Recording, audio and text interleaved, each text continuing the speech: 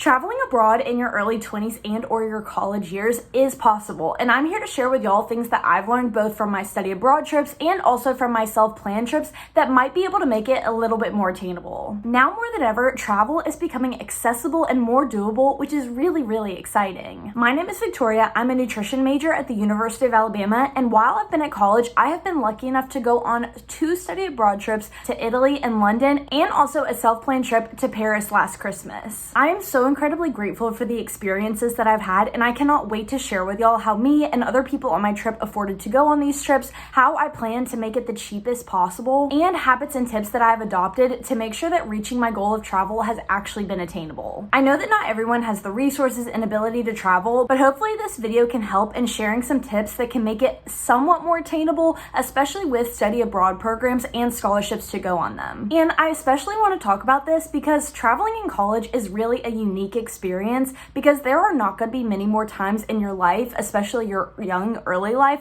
when you're just going to be able to take off of work for a few weeks and that be okay. In college, you have summer breaks, you have winter breaks, fall breaks, spring breaks, all these weeks off where, yes, you can be working and you might have internships or jobs, but it's not that big of a deal as it would be if you had a full-time job to have to have paid time off or something to be able to go on big trips like these. And like we'll talk about with the study abroads, you can even go abroad during the actual semester of school, and then you're not even missing any of that time off in the summer, spring, or winter. And for the first half of this video, we're gonna get into all about study abroad programs, different types of study abroad programs, and then in the second half, I'm gonna talk about individually planned trips that are not a part of school and kind of how I've navigated that and how I was able to pull it off. Now, let's talk about my history with travel. In high school, I was lucky enough to have an incredible teacher, one of my favorite teachers during high school, Mr. Welly. Mr. Welly taught Latin, and I had him for 3 years. Yes, I took 3 years of Latin. Yes, I don't remember a lot of it,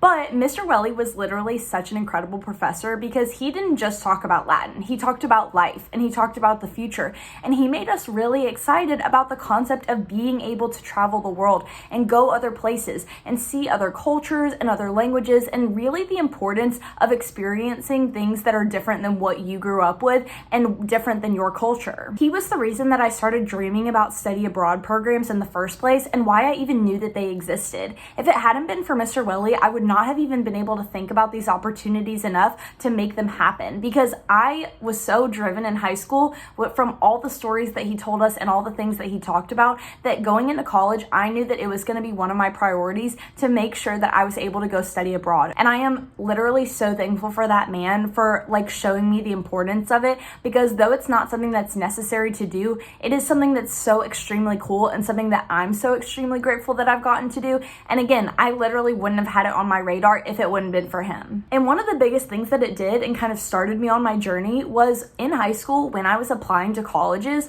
Not only was I looking at all of the details about what types of majors different colleges offered and the location of them, but I also looked at what kind of study abroad programs that different colleges had and put that into my research when I was looking at where I wanted to apply. So if you're in high school, if you're applying to colleges, or if you're considering transferring colleges and travel is on your priorities list, go and look at different programs in different schools and what they offer for their study abroads, because some schools prioritize it a lot more than others, and some have some really cool deals that make it a lot more attainable and a lot cheaper to go. I have friends who are at different colleges across the US who, one of my friends specifically just spent the entire semester in Spain, and he was telling me all about how the college that he went to basically made it doable for most people. If you want to go out of the country for a whole semester, you can. And there, it's so normal at their school that your junior fall semester, that's when everybody goes and studies abroad, and it's not that much more expensive for them than it is to pay actual tuition at the college, so it makes it super attainable. And Alabama isn't quite like that. It's pretty different here, but you can look into programs like that, and you can choose schools based on how much you want to study abroad, and that can be kind of a deciding factor when going into college. Now, as y'all know, I do go to the University of Alabama, so I didn't end up going to one of these crazy schools that has super great programs. And don't get me wrong, the University of Alabama does have some very good study abroad programs. It's just not totally centered around around them. But regardless, y'all bet your butts that the first semester of college, I was literally at the study abroad fair literally the day that it opened. Like, I was so excited. I saw it in my email. It was like study abroad fair. It's gonna be like next to the Woods Quad, and I put it in my calendar and I said, I'm gonna be there. I'm gonna go to every single table. I'm gonna talk to every professor, and y'all bet I literally did that. I picked up probably every pamphlet. My roommates thought that it was so funny because I came home holding like literally a stack of pamphlets of different programs going to different countries, and that made it just so extremely exciting. And what I learned from this very first study abroad fair was that there are two main types of study abroad programs, or at least there are at Alabama, and I kind of assume that it's like this at other programs and other colleges. But the first type is through a different company who works with the University of Alabama as well as a bunch of other universities in the US,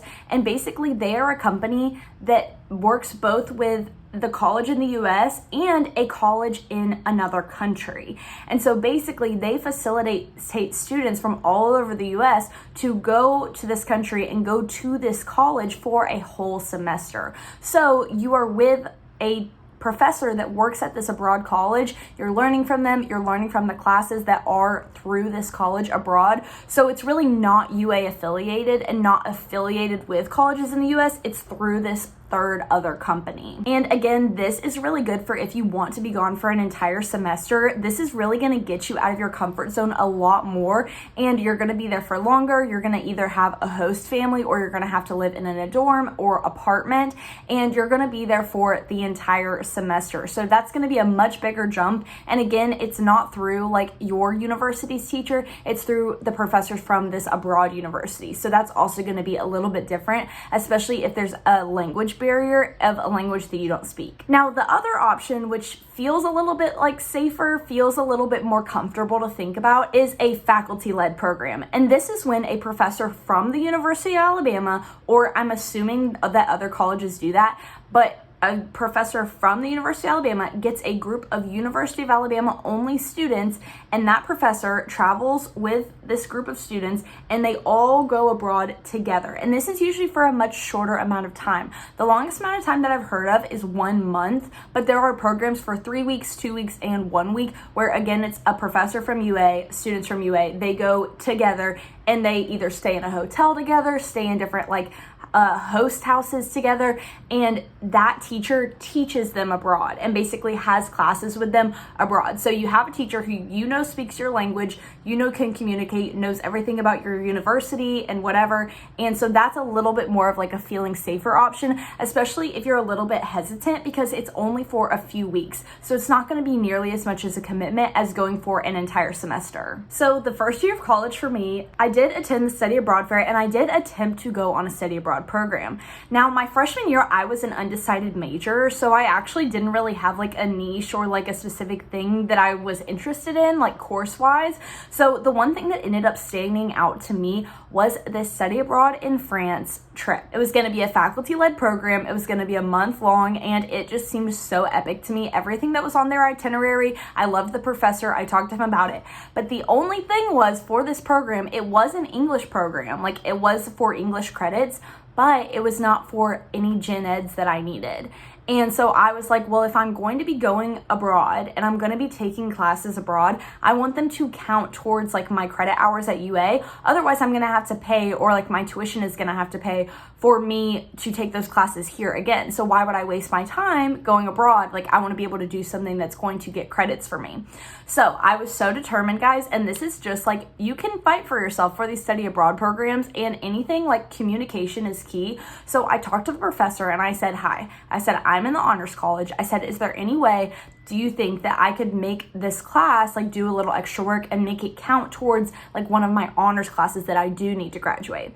And he was like, well, if you talk to the honors college and you make it happen, then we can make it happen. So I sent so many emails. I had so many meetings with like the honors college and this professor. Finally got it together, and I was like, okay, incredible. I was like, this is going to count for me. I'm going to be able to go abroad. Like, it was a pretty great price for going away for a month, and I was ready to apply for scholarships. Like, I was so excited about this, and this was just my freshman year of college. And then, unfortunately, after all of that, a family emergency did come up, and I ended up having to say that I was not going to be able to go on the trip anymore. And that was really sad, but I honestly, I kind of forgot that was the whole thing that happened because of the family emergency. I kind of forgot that I even was going to go on that trip until I was like thinking about this video, and I was like, oh yeah, I was gonna go abroad freshman year, but I didn't. But anyways, that trip did not end up working out, but it gave me some pretty good skills and some pretty good insight about what it looked like getting ready to go on these faculty-led programs and the things that were involved in them. So like the next year, sophomore year, y'all know I was ready. I was ready to go abroad. I was ready to talk to some professors and make it happen. So sophomore year comes. At this point, I did have a major. I actually had 2 majors, so you can still tell I still was like undecided. I didn't know what I wanted to do. But at this point, my majors were psychology and nutrition. And I found the most epic psychology study abroad program. Oh my gosh, guys, I was literally over the moon about this. Like when I found this professor, first of all, this professor had great reviews. Everybody who had ever had this professor loved her more than anything. And learning about all the things that we were gonna get to do on this trip, listen to this. It was called Forensic Psychology in London. Okay, Forensic Psychology, and you bet I love Criminal Minds. I love all the things. And though it isn't exactly like that, I was like, Forensic Psychology in London. That sounds so cool. And then I loved that one so much that the next year, my junior year of college, when I went back to the study abroad fair, I ended up finding another faculty-led program, which was for my nutrition major this time, and it was called Food and Wine in Italy. That's right, food and wine, where we go and we learn about food and wine.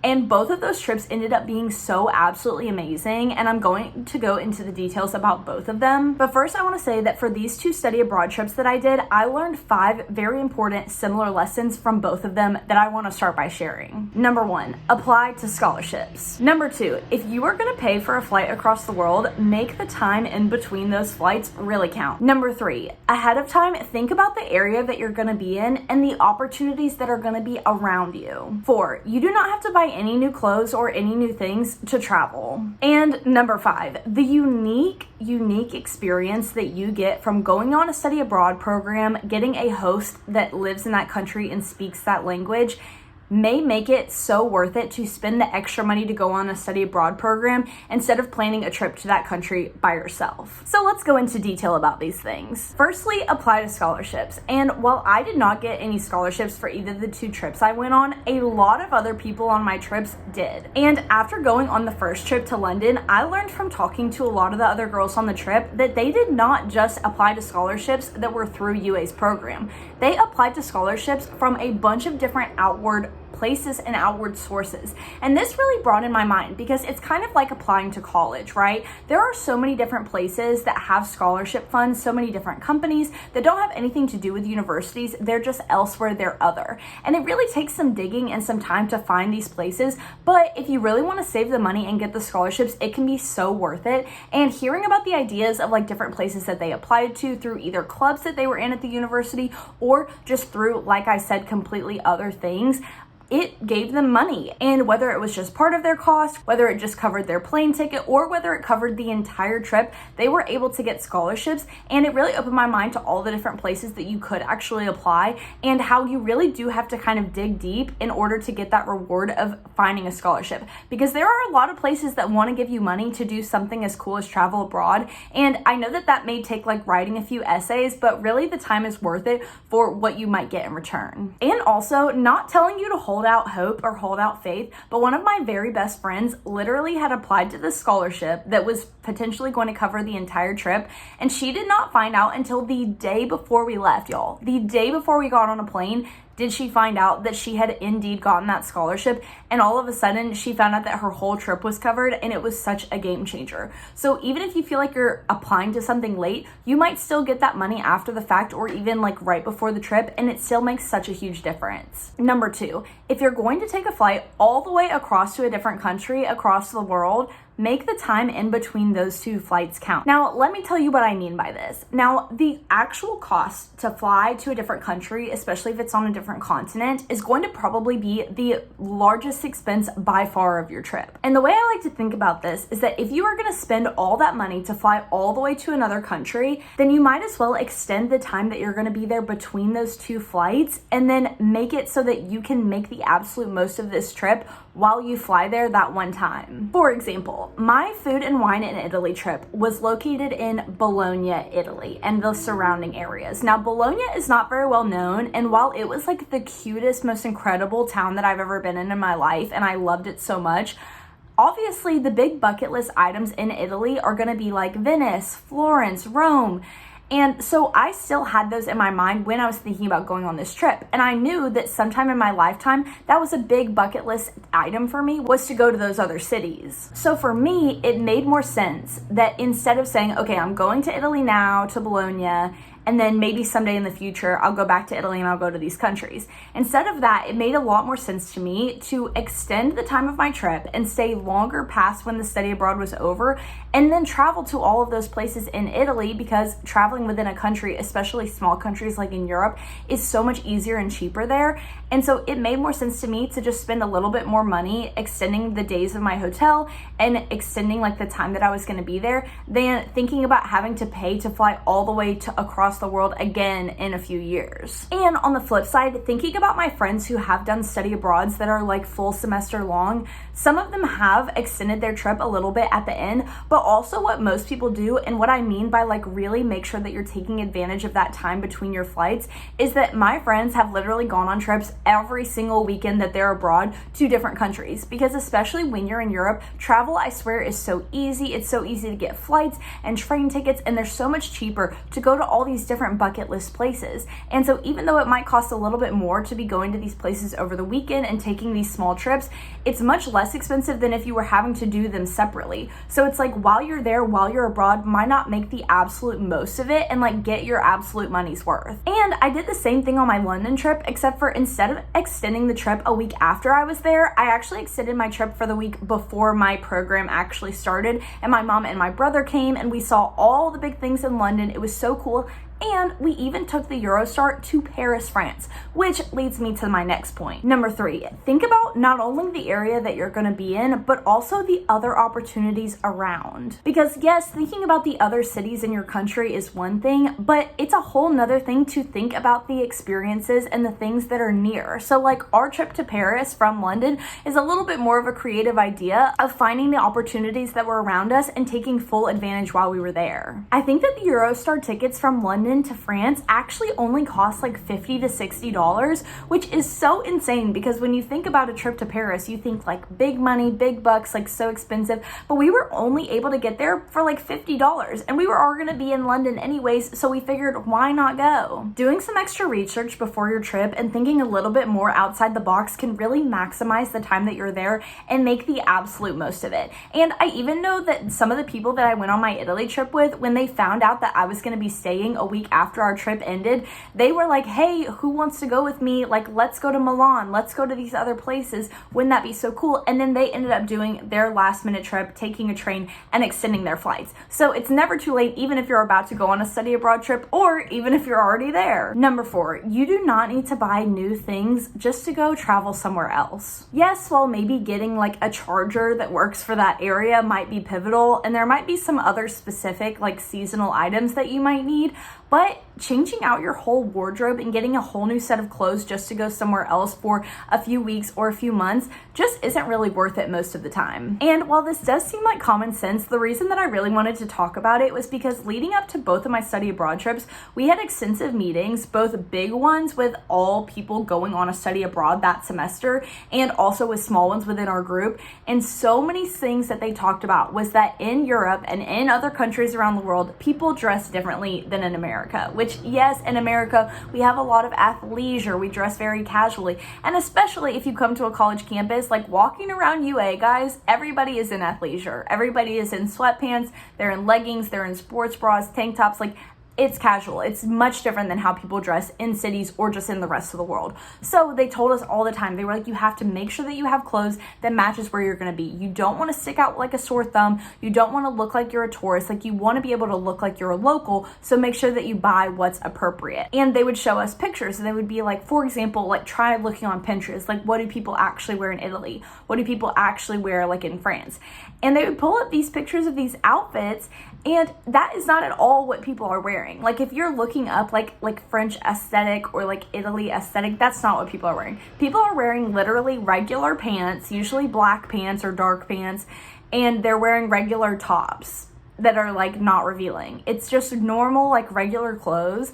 And I will admit, as a college student, I don't have very many of those regular clothes, but I ended up just kind of sucking it up. I brought one pair of like black business casual pants that I had that were honestly uncomfortable, and one pair of jeans that I had that did not have any holes in it. And then for tops, I just brought like the most like no big t-shirts, just stuff like this, for example, that has no graphics on it, and it's just kind of like cute. And I just had to kind of like put together what was in my wardrobe, and I did buy a couple things that I even regretted. Like I bought a new jacket that I felt like was gonna more like suit it there, and that just was totally like, didn't have to do that. I still get wear out of it now, but it's just not necessary. And I just want to make that clear because I feel like going abroad is already such a big expense. You can wear what's in your closet. You don't have to get a whole set of new wardrobe or new things just to go somewhere else. And if you're going either for a shorter or longer period of time and you're kind of worried or like stressed about something, thinking of whether you should buy it or not, my biggest tip is to just go ahead and go, and you can always buy things while you're there. And you can figure it out at the end of the trip if you're going to take it back with you, if you need to make room in your suitcase. But it's better than stressing out and buying something here that you're not going to need. It's better to just go, see if you are actually going to need it, and then purchase it there if you need to. And finally, number 5, the experience that you get from a study abroad, that unique experience, having a host that speaks the language, could be worth going ahead and spending more money going on the trip now, rather waiting than later and trying to do a solo trip to the same location. Because here's the thing, I definitely could have gone to both London and Italy paying for the same amount of time, but paying less than I paid to go on those trips. Especially because shorter study abroad trips that are only 1 to 2 weeks are probably going to be a little bit more, but the things that you're not thinking about that are added in are all the experiences that you're going to, all the museums, all the tours, all the unique things. Plus, a lot of times these shorter trips will cover all of your meals as well, which is a huge perk. And after going on each one of my trips, I really realized that I would not have gotten the same experience whatsoever if I had tried to go alone. And I know that in my lifetime, if I ever tried to go back to one of these countries, I would never get the same experience, which is on one hand really sad, but also I'm just so thankful that I was able to go on a study abroad and experience it then and really be able to soak it in and realize that these experiences are so unique and so individualized that they are not something that just your everyday tourist or everyday individual traveler is going to be able to do. And the only way that I can even prove to y'all that like paying this bigger amount is going to be worth it to you is to tell you what exactly I did on my trips and the super cool, super incredible things that I got to experience. Now, the perks of my Italy trip were far more exciting and far more detailed, and I am going to tell you all about those. And that one was also a whole different beast because Italy, of course, they speak Italian and I don't speak Italian. And so having a host that did and who could show us everything and like transportation that was already ready for us was just the biggest game changer in the world. So Italy, when we go through that, is going to be a lot more of a thing. London was still very, very cool, but not that much of a game changer. But I'm still going to tell you all the cool things that we got to do. And again, you're going on this trip. And the thing is, when you're going on a study abroad, you don't have to plan anything. These people are all planning all of your experiences, what you're going to do each day. And all you have to do is be along for the ride. All you have to do is get on the tube, you get on the bus, and you follow everybody else. You do what they say, you go eat where they say, and everything's covered. And it's literally just the easiest thing in the world, which takes so much stress out of it, because that is such a different experience than planning your own trip abroad, which I am going to talk about on the second half of this, but it is just a totally different beast. And so that already is a huge perk. Any country that you go to study abroad in, it's going to be covered for you. Although that is more specific to faculty-led programs, because I think the ones that are through those like companies that put you at a different university, you're going to be kind of on your own. But the faculty-led programs, which cost more anyways than the other companies, that's why they cost more, and that's kind of why it's a little bit more worth it. So some of the epic things that we did in London. First of all, we got to go and see the Tower of London. We got to go to Sigmund Freud's house, which is the founder of psychology. We got to go to his house and we got to actually speak to the people who work there, and they gave us like an in-depth tour and also like a history of Sigmund Freud and his life. And it was so crazy because this house was just like in a neighborhood, and we got to go to it and see it, and it was was really cool. We also got a tour of the Royal Courts of Justice. We got to sit in on an actual Supreme Court case, which was really cool. And in my opinion, what was even more cool was we got to go and sit in on a murder trial, which was crazy. And we got to see the actual defendant up on the stand getting questioned. And that was just such an insane experience. We also went to the Clink Prison Museum. We went to, and this was actually the coolest part of the whole trip in my opinion, my favorite thing, was we went to the Clink restaurant, which is a restaurant in or like alongside with a actual prison. And everybody that works there, the chef, the hostess, the servers are all prisoners at the moment. And it's the coolest thing ever because it's basically like in real time rehabilitation of these inmates where they get to learn actual skills so that when they're out of prison, they already have job skills that they can put on their resume where they could become a server at a restaurant, they could become a chef, they could be a hostess, and real things that can rehabilitate them when they're out of prison, which is something really cool that the US doesn't have. And it was really cool just doing this trip and learning all about the things that they do differently in the UK than we do in the US and how effective it is for them. Just crazy, just so different. And also the way that this trip actually worked was like we would have a few hours of class in the morning and then in the afternoon we would go on like our field trips or like go on the bus and like go other places. And all of these things were included in our cost up front. So it wasn't like everywhere we went we were having to wait in line, figure out tickets. Like it was totally covered for us. They bought everything for us ahead of time. And all we had to do was, like I said, it's like follow the line leader. And it was absolutely no stress. It was so nice. And like, that was just the coolest trip. I loved it. Now, my food and wine in Italy trip. Like I said, this one had a lot more individual, unique experiences. And it was just incredible. And I realized it pretty quickly when I was looking at the program. I was like, wow, this has a lot more stuff that's different than last time. And most of it was because in London, we did have a quote unquote host. But because we spoke English, we didn't really have a hard time getting around places and we didn't necessarily need him everywhere we went. And so while he showed us around to something sometimes, he wasn't like we weren't with him all the time. In Italy, on the other hand, we had a host, the most epic host of all time. His name was Marcello and his wife, Rafa. I love them both so much.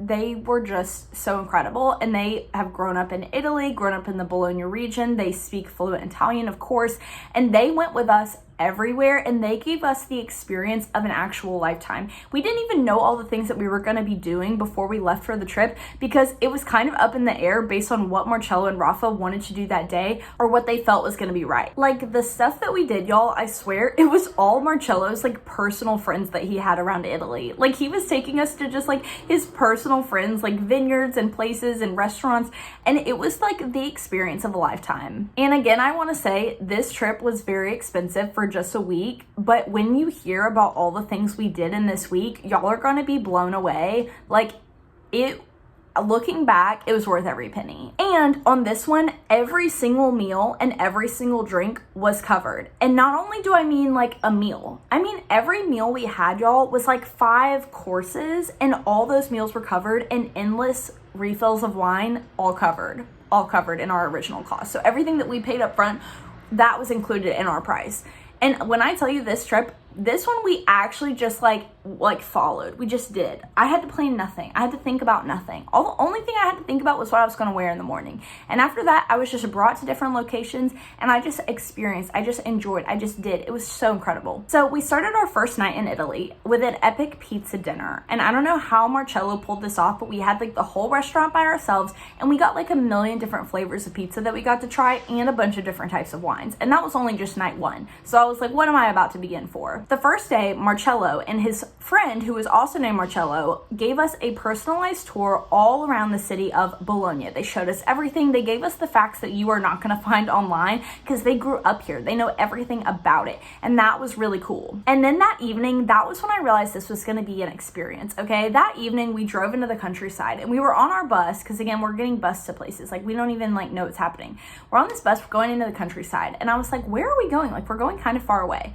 We go out into the countryside to this farm that this cute little couple owned, y'all. Some of Marcello's friends. They had a farm. We met their chickens, we met their donkeys, we met their horses, we met their animals. We walked around, and then they tell us that they are going to teach us how to make pasta by hand from scratch. And guys, we went into like their cute little farmhouse, and like the cat was like walking on the table. It was the most Italian, cutest thing I've ever seen in my life. And this Italian man, he showed us how to make every type of pasta you can possibly imagine. Like, we made it, and we got to each do it ourselves the whole night. It wasn't like, you couldn't do this as a tourist. Like, this was something completely unique, and they helped all of us individually learn how to make it and really get good at it. And after we had made our thousands and thousands pieces of pasta, they went and cooked it for us, guys, and they cooked it in the sauce for us. Like, they made dishes of the pasta that we made, and then we were like sitting on this most beautiful screen porch that they had at their house, and they brought us out all the different pastas, and they brought us wine that they grew like the wine grapes for on their vineyard, and then like get wine made. So they brought us red wine, and one of my goals for the trip was to like red wine. And after that night, I was like, great, I like red wine. Like, it was the most delicious thing, and I just couldn't believe that these people were so kind as to like make this for us and have this experience for us. That was just incredible, and I knew that was only the beginning to the experience that we were about to have. The next day we went to Parma, and we did do one thing that you probably could do as a tourist, which is tour a Parmesan making factory. And here we got to see them making Parmesan literally from beginning to end. Like, we saw them with these massive metal bowls and these like the cheese and like the sack, like I don't even know how to describe it. And then we got to see the end product, and they had like thousands of Parmesan wheels sitting on these shelves. And they told us that one time, like, there was an earthquake and all of the shelves collapsed, and like, we're showing us pictures. It was the craziest thing I'd ever seen. And then in the city of Parma, we saw something that a tourist would not get to see. We got a tour of a prosciutto factory, which the Parmesan factory was like behind glass. It was like gorgeous, clean. The prosciutto factory was like a prosciutto factory. Like, we had to put on little booties for our like feet so that they didn't get like blood on them. And we were walking through, and there was like the pigs hanging, and I and like two other girls were like vegetarian, and we were like, oh. But after we went through, like, it was cool. It was really cool. And afterwards, they gave us like a full tasting of their different like prosciuttos and things. So we had like full spreads laid out of these different cheeses and meats. Very, very cool. And then we got to have a personalized tour of the city of Parma itself, which was amazing. And we ended up back in Bologna that night to eat dinner at one of Marcello's friends' restaurants. So we got the whole basement to ourselves. And after dinner, Marcello and Rafa took us to this gelato place that was so delicious. It was the first time I had gelato, and I think I had it every day on the trip after that, and it was so good. The next day we got to go to an olive oil vineyard, which again belonged to one of Marcello's friends. They took us through the vineyard, gave us a tour, and then they had baked things and made things for us to eat and try with their olive oil, and they even showed us how to correctly taste it. Very, very cool. I bought 2 entire bottles, like probably this big, fit them in my suitcase. And then we went to a wine tasting after that, which Italy wine tastings are not like American wine tastings. In America, like from what I've seen, it's like you get a glass and they fill it like just a little bit and you just taste it. They're like, smell it first. Like, they're like, whatever. In Italy, you get your glass filled. It's a large glass and you get it filled, and you have one glass the whole time. So you better finish that whole glass before they're able to pour more in your cup, okay? And they won't be giving you the next wine until you finish that wine. So we had multiple full glasses of wine, and they also gave us a tour of their entire wine vineyard, and they like showed us the whole like making process and everything, and they gave us like the most beautiful food to eat it with. It was so good. And then we went from there to a pasta making class. This one was so cool because it was with Italian grandmothers, is what Marcello kept calling them. He kept saying their grandmothers. These Italian grandmothers only spoke Italian. And so the challenge was that we don't speak Italian. So we had to just follow what they were doing and then do it. And we each got assigned a grandma. So like, I was with a grandma, everybody had their own grandma. The next day, and this is also not a very tourist experience, or you would have to look very hard to make it a tourist experience. We went up into the Apennine Mountains, where we went truffle hunting with a truffle hunting dog. Like, we literally went in the woods, guys, and we followed this dog as he dug up truffles. Then we went back to this restaurant in the middle of the mountains, and they made us pasta out of the truffles that we had just collected in the woods. It was so cool. Everything with truffle is so expensive. And we went and we got some by ourselves in the woods, and then they made it for us. And they had this whole outdoor playground, like we were playing. Like, it was just like the most carefree. Like, again, we didn't have to worry about timing because the whole program, we had paid these people to figure everything out their own. We didn't have to worry about the timing of anything. We just got to play and have fun and enjoy. The next place we went, we got to go see handcrafted trinkets and beautifully painted like pottery. Like, the woman that we saw that was painting, I was like, oh my gosh, that belongs in a museum because it was so incredible. Then the next day we went to the gelato museum, and then we got to make a gelato making class. I think I actually walked away from that with a gelato making degree because we had actually made it all of ourselves and like figured out how to make it.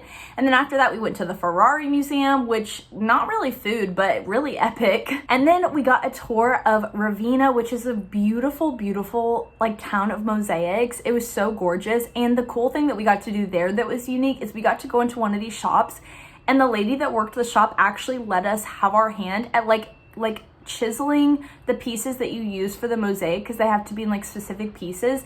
And that was like so incredible and so unique and so cool. And another thing that I was like, I would never have gotten the opportunity to do this if I had gone myself. And then that night was our last night, guys. So we went to a 3-star Michelin restaurant, which wouldn't have been able to go to otherwise. The only reason that Marcella and Rafa got us there for a price that was within our budget was because they grew up with the man who owned the restaurant and who was the chef. So they were chatting with him. He took us down to their like wine cellar, and we got to have appetizers and wine in the wine cellar, which was epic. And then we went upstairs and we had a magnificent finisher.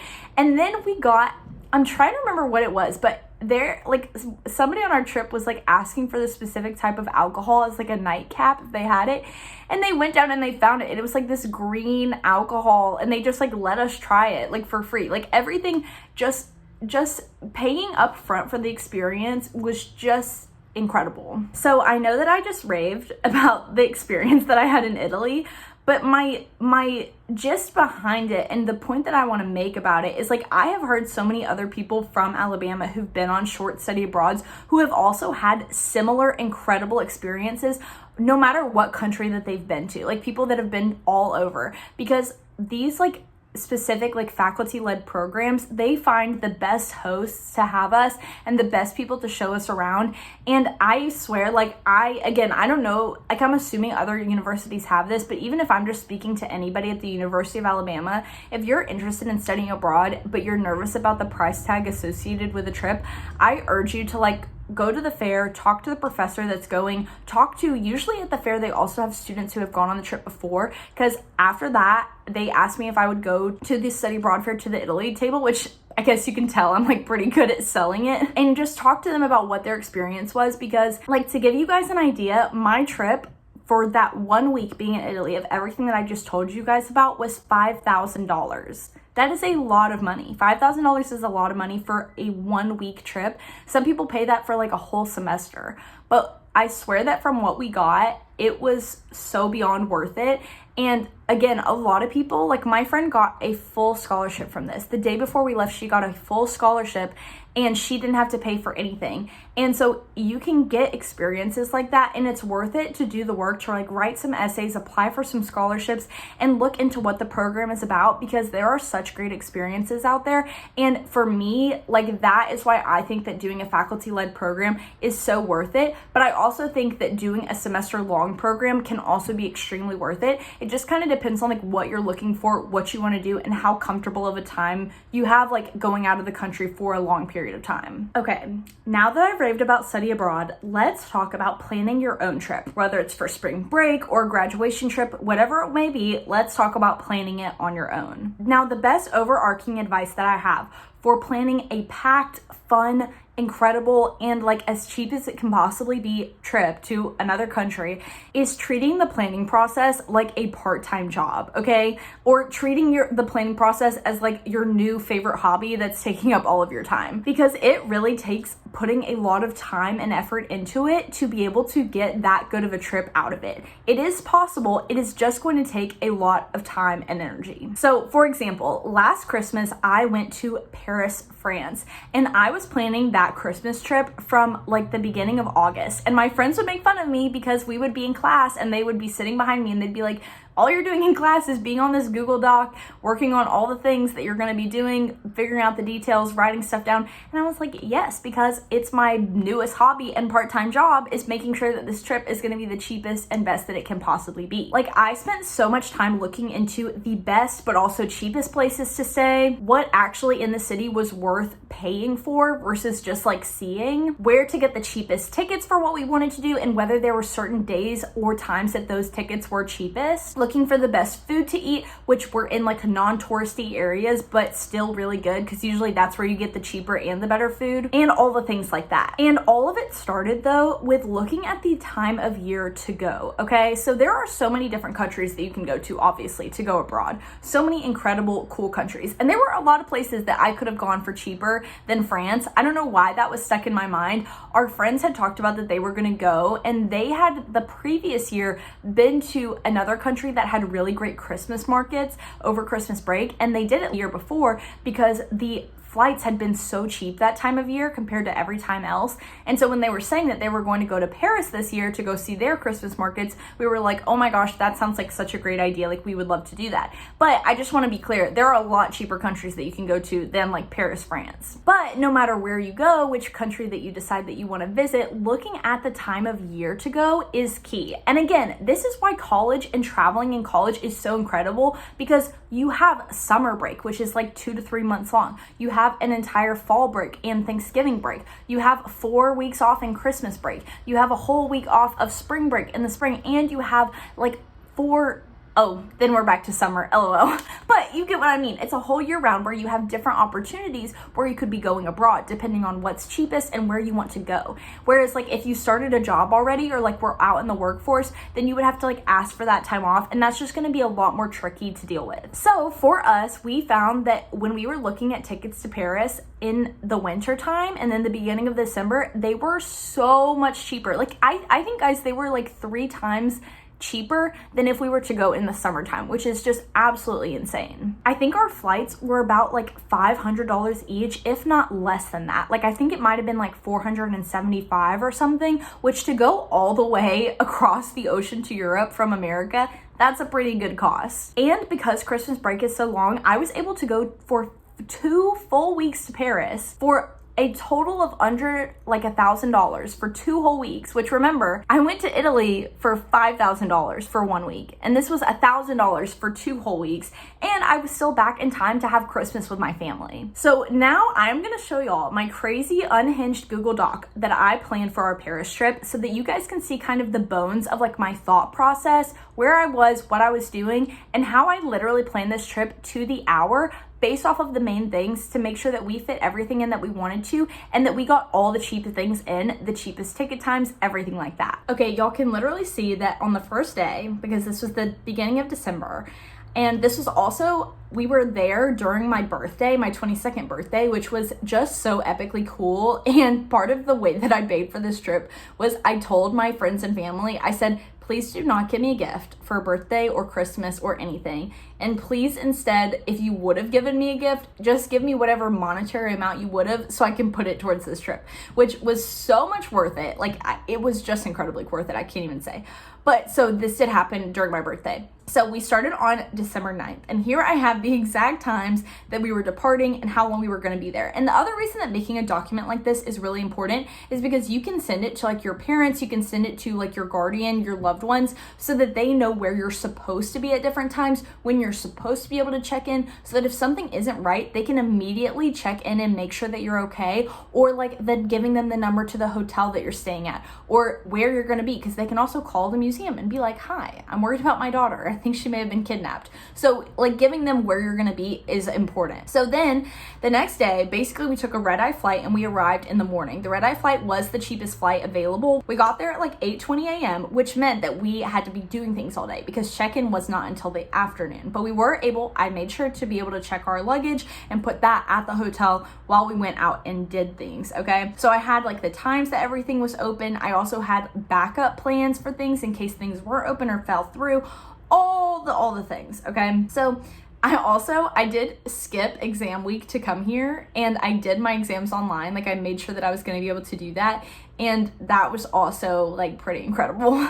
So I did have to take an exam online, but then we had like our tours, okay? And the Eiffel Tower was a great example of like your priorities. I wanted to go to the Eiffel Tower. I wanted to go inside of it. I wanted to be up inside of it. I wanted to be able to look out all over Paris. Not everybody wants to do that. For some people, it's much more worth it to just be able to like look up at it because they think like that's the point of view. So that's where you have to check in with yourself and be like, what do I actually want to do? But we were able to get incredibly cheap tickets for this Eiffel Tower tour.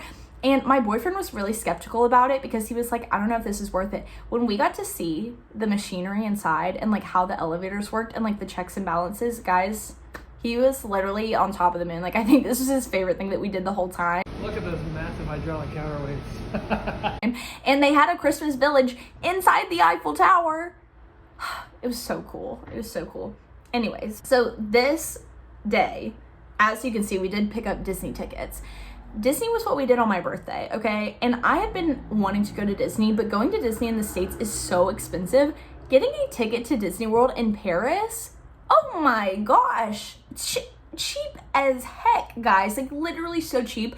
I think we got a deal or something and got them for like $30 each for an entire day in Disney. And we had like transportation included, like to the park. It was just like incredible. When I tell you I researched, I treated this like my thesis, okay? And so we did that day. We went to we did like a riverboat tour. We went to the Grand Palais, and then we went to also like the Christmas market outside the Eiffel Tower because the Christmas markets were so cool. And I literally planned when we were even just going to be walking around looking at things. Like, I had this planned out like to the T. So the next day was my birthday where we went to Disney World. Absolutely loved it. It was so fun. Then the next day was when we went to the Louvre, and this was really cool. And we also got like a timed entry. I even found out like which entrance to go into. So y'all remember, like, for my other trip, we had gone to Paris for a couple days, and so I like picked from my mom like what she found was like easiest or like most difficult. And so we found like how to get in the quickest, like things like that. Then that afternoon we went to go see the Notre Dame because it was finally finished being uncovered and like finished being redone, which was so cool. And then that afternoon, like, you guys can see how much detail. And I went to all sorts of travel websites. I went to all sorts of travel blogs, and I picked out like all the details and like found what seemed to be reliable information. And honestly, all of it was correct. Like, all of it was correct. So very, very cool. So then the next day, the 14th, we went to the catacombs to get a catacombs tour, which was really, really cool. And then we didn't end up going to the archaeological tour under the Notre Dame, but our friends were able to win lottery tickets to go into the Notre Dame because they were there like also, and that was like really cool. And then the 15th, so also what we did, this is a part of like looking still at your surroundings, at like what's around you, okay? Because we were like, yes, Paris, obviously. But also, what's around Paris? What's around going to Paris during the winter time? And let me tell you, it's Strasbourg, okay? Strasbourg on the border of Paris and Germany. This is like the Christmas capital of Europe. Their Christmas markets blew Paris out of the water, okay? I felt like I was stepping into the Christmas village. I couldn't be happier in my life. I was so happy that I had researched that and figured out that we should have spent a couple nights there. It was incredible. So we went there, we got there, we walked around. The next day we went everywhere. I mean, it was just like, that's where I got like all the Christmas gifts for my family.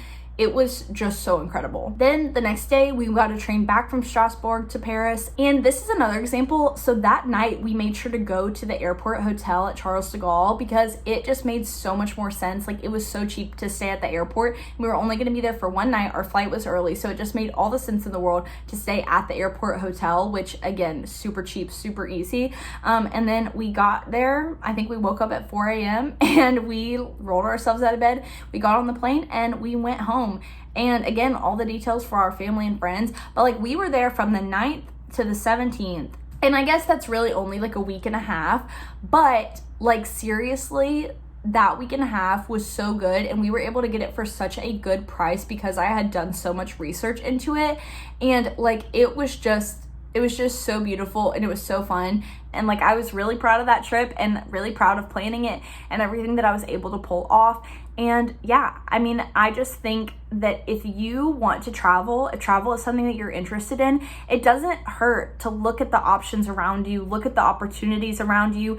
I mean, even the apps that they have where it like will give you a notification like, oh, now's a really cheap time to go to like this country, or now's a really cheap time, like you'll put in your information about what country you want to go to, and it'll kind of help with that. And just giving yourself the opportunity to potentially go somewhere cool like that, giving yourself the opportunity to like go to the study abroad fair, see if there's any cool scholarships happening, because I swear I've just heard the best stories about people who never thought they were going to be able to go on a study abroad or go abroad, and then they got the best scholarship or like the best opportunity arose and they were able to go. And so it doesn't hurt to look, and I hope that the information I gave in this kind of gave a better idea of like some different things that you can do to make it possible. I really hope that this was helpful, and I hope that it sheds some light on like the different types of study abroad programs that you can go on and why some of them are more expensive than others when they're like there for less time.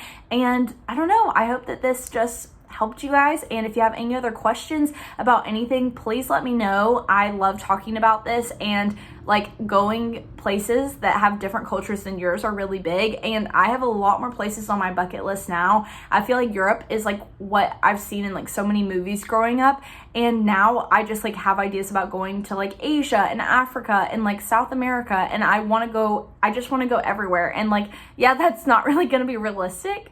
And like now that I'm about to graduate college and like having to figure out, you know, working and everything, like it might be a really long time until I go out of the country again, but it's just something good to like have on your mind so that if an opportunity arises, you can be like, you know what, I've been thinking about that for a long time. Let's see if I can make it work. So anyways, I hope that this was helpful. This was a really fun video to make for you guys and to kind of like look back on my experiences and remember all the hard work that I put into planning my own trip, and remembering why it was worth an investment to pay more for the trips that I didn't have to plan. And yeah, I hope y'all enjoyed. I hope this was helpful, and I will see y'all in the next one. Bye.